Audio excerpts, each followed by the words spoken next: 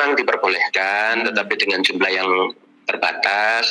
Hingga saat ini kan belum ada informasi juga dari KPU kapan waktunya teman-teman dari tim sukses ini melakukan kampanye terbuka. Misalnya belum ada informasi ke gugus tugas.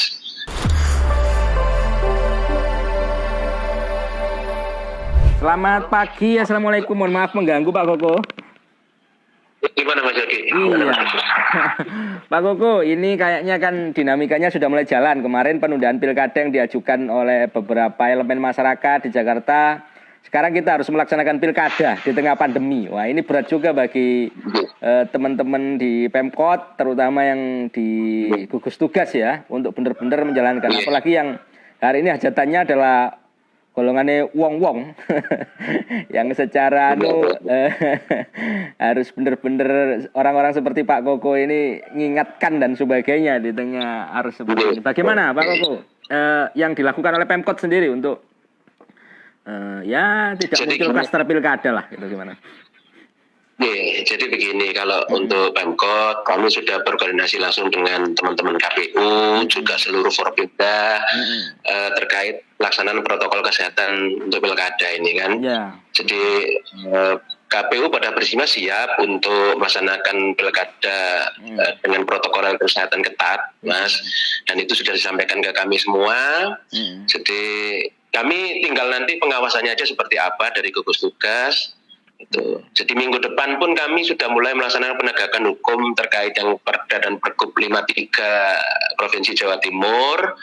Akan kami koordinasikan dulu dengan teman-teman APH, termasuk dari Kejaksaan dan Pengadilan, serta Kepolisian, serta TNI. Ya, Mas. Jadi kita, kalau kami di gugus tugas prinsip sudah bersiap juga, kami akan melakukan pengawasan terhadap pelaksanaan protokol kesehatan pada saat pilkada. Gitu. Nah, kalau seperti itu bagaimana langkah yang konkret, misalnya selain menegakkan Perda berarti kan di jalan dan sebagainya.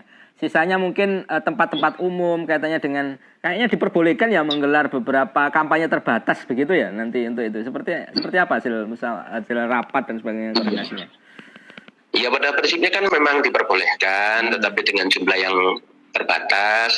Hingga saat ini kan belum ada informasi juga dari KPU kapan waktunya teman-teman dari tim sukses ini melakukan kampanye terbuka. Misalnya belum ada informasi ke gugus tugas. Pada prinsipnya ketika itu sudah ada informasi pasti akan kita tindak lanjuti, Mas.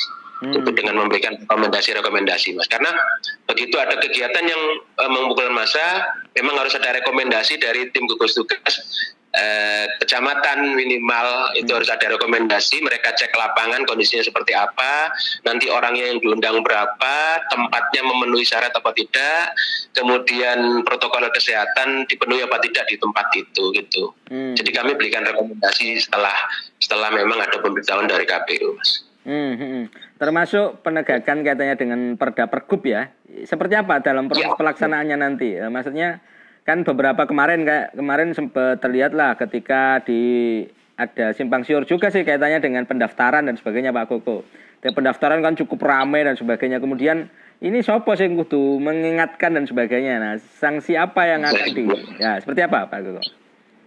Iya, jadi pada prinsipnya kan bahwa pemilu itu kan juga pilkada ada Bawaslu juga mengingatkan kaitan protokol kesehatan kan ini instruksi juga dari pusat kepada KPU kepada Bawaslu semuanya sudah harus ikut serta dalam penegakan protokol kesehatan. Cuman kalau terkait dengan hukuman, denda, administrasi dan sebagainya itu nanti wilayahnya APH yang menentukan, Mas. Jadi wilayahnya APH yang menentukan. Kami di hari Senin nanti merencanakan untuk berkoordinasi dengan APH. Minggu ini kami maksimalkan untuk sosialisasi. Hari Senin kami koordinasi dengan APH. Kemudian hari Selasa, insya Allah penegakan hukuman disiplin ini, hukuman berdasarkan Pergub Jatim ini bisa dilaksanakan. Gitu. Termasuk untuk pemilu, Mas. Tapi kita juga kerjasama dengan Bawaslu dan juga KPU kaitan itu. Otomatis itu, Mas. Memang harus ada. Kalau dulu kaitannya dengan yang lebih ya sebelum pandemi ada namanya Gakumdu, gabungan untuk kaitannya dengan penegakan saya sebenarnya. Apakah hari ini ada untuk seperti ini, Pak? Ada Mas, jadi prinsipnya kami bergerak bersama-sama intinya Mas, bergerak bersama-sama, tetap ada itu, jadi nantinya pun akan kami untuk masalah hukumannya itu juga kami masih diskusikan, jadi secara teknis SOP-nya di lapangan seperti apa itu nanti hari Senin kami ketemu dan akan kami diskusikan. Ini sudah berjalan Pak Koko, mungkin ini paling tidak ini juga jadi pengingat kalau toh memang ada gugus tugas mungkin bisa menyampaikan. Kemarin kan ada klaster keluarga, klaster perkantoran. Apakah klaster baru ini muncul Pak Koko? Maksudnya ada banyak prediksi kan dari pengamat, ini mesti akan termasuk dari maklumat Polri. Ada enggak klaster pilkada yang muncul pada momentum saat ini? Untuk Kota Pasuruan belum ada informasi baru di pilkada Mas. Ya semoga tidak ada Mas, jangan berharap ada. Artinya semuanya bisa berjalan dengan lancar begitu ya. Asal kegiatannya dilaksanakan dengan protokol kesehatan, saya kira insya Allah tidak ada klaster itulah Mas. Kalaupun ada itu hanya dugaan mungkin dapatnya dari warung kopi, tapi beliau mungkin tim sukses kan bisa saja seperti insya Allah. Kalau dari sisi penyelenggaraan pilkadanya tahapan-tahapannya sampai sekarang belum ada informasi terkait klaster pilkada ini. Artinya klaster pilkada itu seperti misalnya penyelenggara, teman-teman staf Bawas, teman-teman staf KPU.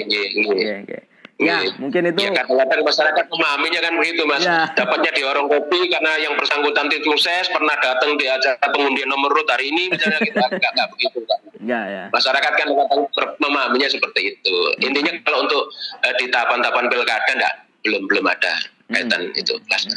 Ya, mudah-mudahan sehat semua Pak Koko, terima kasih. Dan tetap berjalan lancar dan ini bisa dilakukan dengan baik. Terus Pak Koko atas informasinya. Assalamualaikum. Assalamualaikum. Salam.